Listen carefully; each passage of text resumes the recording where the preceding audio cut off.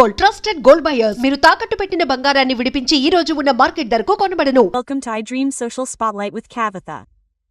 After the Pahalgam attack, the Indian army carried out precision strikes. Then everyone was waiting thinking, picture Abi Baki High. They thought that a war would come. They thought that they would capture Pak. At the same time, they thought that they would teach Pakistan a lesson. But why did the ceasefire suddenly come to the fore? What happened after that? Is America's Trump behind the ceasefire agreement? What are the developments going to happen next? What is India's strategy? What is Modi's mind? Bold, there are all these questions. Let's talk about these. Senior journalist and analyst Suresh Kochattil is with us. Suresh, namaste. How are you?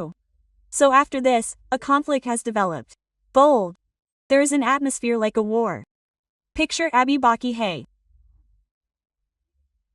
After the tweet of former Army Chief Manoj Naravane, there are assumptions like, something is happening, and many people who fight on the keyboard have grown up. Suddenly, everyone is saying a pause. Is it a full stop? What happened? A. War there means don't go to that end. If it keeps going, we are looking at the Ukraine-Russia war. What went wrong? There is no end game. That is, Russia did not say that after we occupied so much territory, we will stop. Ukraine, we will take weapons from everyone and beat you. Russia, we will also stop you. We don't say where. Almost 1.5 lakh people died here, soldiers and millions of people died there. An entire generation has been lost. In Russia or Ukraine, 2 or 3 youngsters from each family have died. If you start an endless war as soldiers in this war, it will work like this. You even look at World War I, World War II, any war has an ending. First of all, there is an objective. Why are we going to war? In this case, it was not a war, it was a limited action. What we said was that we will attack those who carried out the terrorist attack in our country. So it can be any camps in either Pak or Pakistan with limited objective, and we attack those camps destroyed totally. What should Pakistan do then? We should attack the terrorist camp which is near us. But we don't have terrorist camps, so what did they do? Let alone the civilian areas above us, they started attacking the military bases. They used drones, they used missiles, they used everything. And amazingly well, our defense mechanism worked very well.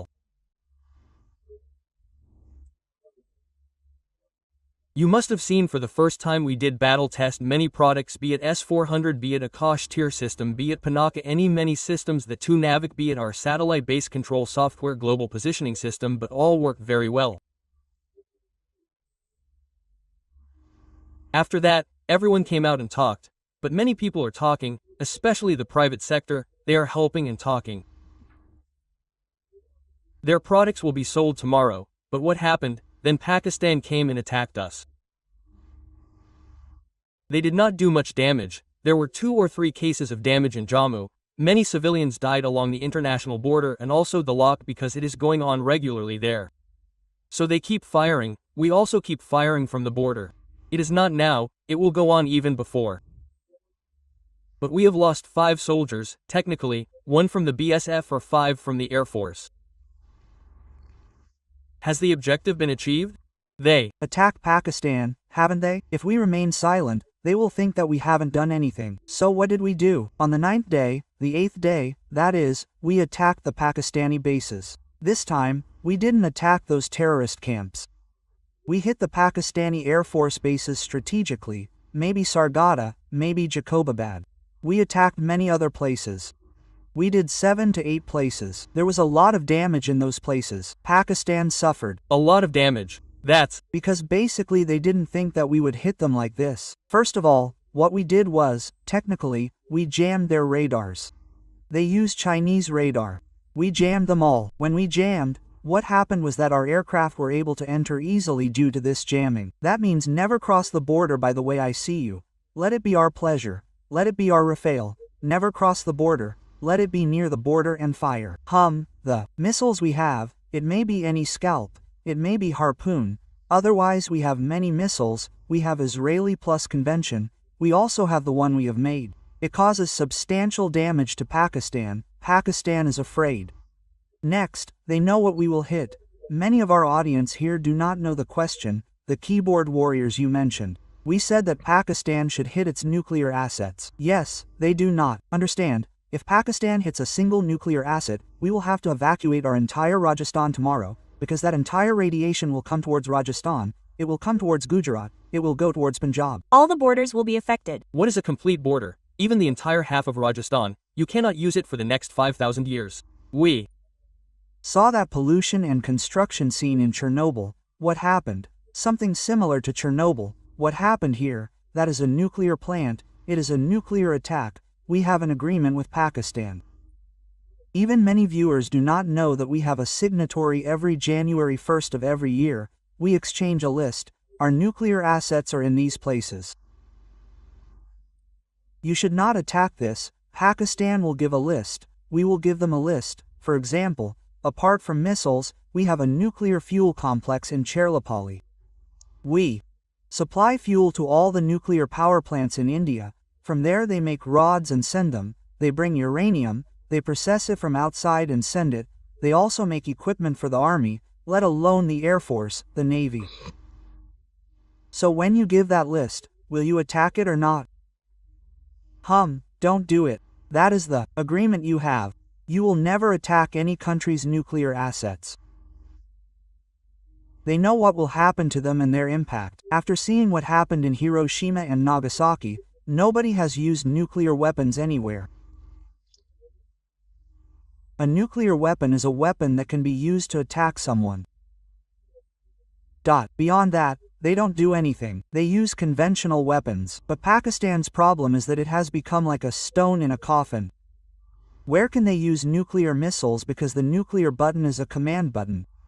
To fire a war nuclear missile, it is not something that needs to be tested. It goes right from the political leadership. In India it is with the Prime Minister. The Defense Minister has to authorize it. The Prime Minister goes up from the bottom level. The Army Chief asks for authorization. The Defense Minister says yes. The Prime Minister says okay. Then again it goes down the line. The protocol is there. It is not in Pakistan. The civilian Prime Minister has never had authority in Pakistan. Not now. From Ayub time to Pervez Musharraf, no one has authority. Now the Assamir. Now look, when you spoke to our Marco Rubio that day, he spoke to Assamir and then he spoke to Shehbaz Sharif. At the same time, when you call India, you spoke to Modi. We did not talk to our army chief. That is a difference with Dwivedi Garu because in India the political leadership is in control. There is no complete Pakistan. In Pakistan, the leader of the corrupt political party is in jail. Imran Khan, the defeated political leader, is sitting as the Prime Minister. That is what Pakistan is called democracy. So to the question you asked, this ceasefire was a ceasefire even before this. We had a break in 2021 but after that we had a ceasefire regularly. In this case too, we never use the word ceasefire. We called the DGM, the Director General Medical, and the Director General Military Operations. We called at 3 o'clock and said, let us stop the firing. We thought that border firing was not the only thing. We thought that they had used fight missiles into Pakistan and BrahMos, but we have not confirmed that yet. So when that situation came, we kept quiet. Okay, fine, I will check with the political ladies and come back to confirm at 5 o'clock. Yes, I will stop. You don't send drones, you don't send missiles, we won't fire on you either. We are in that situation. Now, pause, said Modi. No, we won't stop. Tomorrow, if anyone from Pakistan attacks us in India, we will hit back again. We will start the war. We haven't declared it yet. We haven't said it as a war. We have said it is limited engagement. We have said it very clearly. You remember that first press conference, but let's not forget Sophia Qureshi, when Bing Command, Vamika Singh and the Ministry of Foreign Affairs were there. They clearly said that there was one word, non-escalation. Yes, we are stopping here. We are not going to go any higher than this. We are done. Our objective is, but if you attack us again, we will do it again. So that was the mistake made by Pakistan. Their problem is that their rioting terrorist army is together. When did you see from the army that a Pakistani left general went to a funeral ceremony? Yes, the deputy commissioner there went. Why did he go to that city? One of the terrorists killed was a senior army officer. But what will they do? They will depute this army officer to a terrorist camp. When we attacked him that day for training, a bomb fell on him and 3 of them died, so for that, you will see on his coffin, the flag of Pakistan, the flag of Pakistan. That is it, and the funeral, the state funeral, they do not give a state funeral to a terrorist. Our media also made a mistake in that. The funeral of a student for a terrorist is not a terrorist. They are Pakistani army officers, they are behaving like terrorists, they are staying in a terrorist camp, they are training them, they are doing everything, but their bad luck that day is that they were there until that bomber. We definitely stopped there in that terrorist camp. So we want our audience to understand that war is a very expensive process that costs crores and crores. If we fire a missile from 400, how many $500,000 will we lose? $1 million, or how many crores, 10 crores, 15 crores, we have to see. Something is not free. If we bring it from Russia one by one, its equipment, we have paid $5.2 to $2 billion for a total of 5. We have made the battery up to 45,000 crores. There, maybe batteries that fire batteries. Now, if you look at the Israeli Iron Dome, the cost of a single missile fired from Iron Dome is $1 million.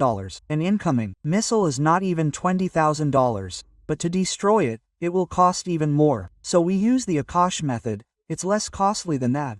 Now even Israel is testing new technology. We are also testing it. We are using laser. That means you don't have to physically fire anything. They are destroying the incoming missile with laser. So the ceasefire is a process, as Modi said. If we are attacked from here, let alone Kashmir. If the terrorists from Pakistan come to us, let alone Kashmir. If they attack anywhere else, we will start again. So there is a fear that Pakistan, which did not have this fear before, will now do it, because they know that we have done a ceasefire. If it goes violent on this condition, we will start again. Don't use us wrong again. This is what it is.